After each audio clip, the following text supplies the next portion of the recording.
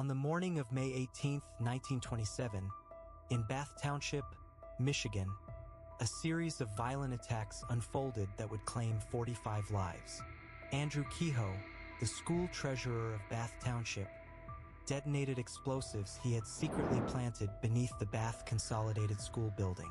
This initial blast killed 38 people.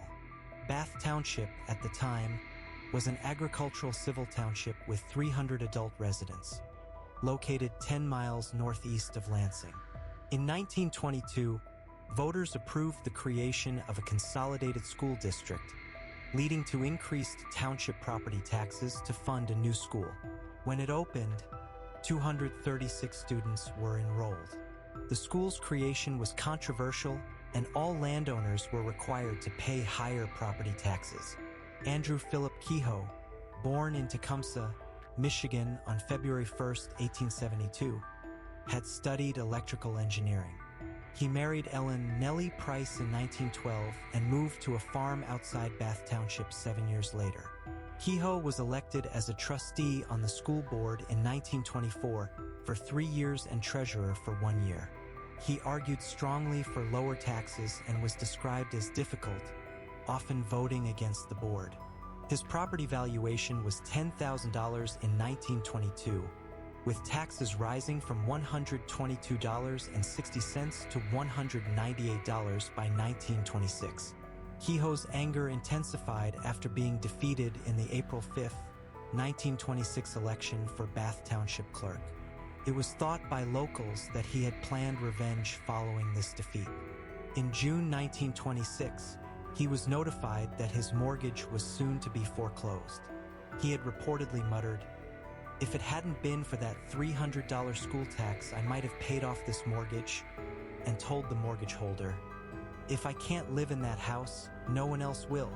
Kehoe had a reputation for impatience, having shot a neighbor's barking dog and beaten a horse to death. For much of the year leading up to the disaster, Kehoe purchased explosives, including over a ton of pyritol and dynamite, secretly hiding them on his property and under the school. As an experienced electrician, he had free access to the school during the summer vacation of 1926 and made repairs to the lighting system in November, providing opportunity to plant devices. Neighbors reported hearing explosions on his farm.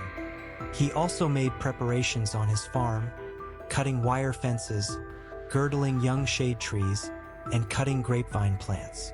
Nellie Kehoe, chronically ill, was discharged from St. Lawrence Hospital on May 16, 1927. On May 18, Kehoe murdered his wife, Nellie Price Kehoe, placing her body in a wheelbarrow at the rear of the farm's chicken coop.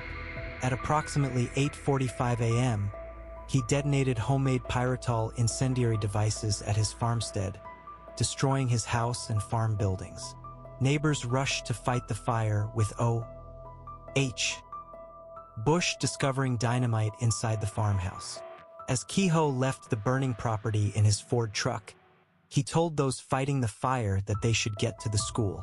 Simultaneously, at about 8:45 a.m., an alarm clock in the basement of the school's north wing detonated the explosives Kehoe had hidden there. Rescuers heading to the farm fire heard the school explosion and turned back.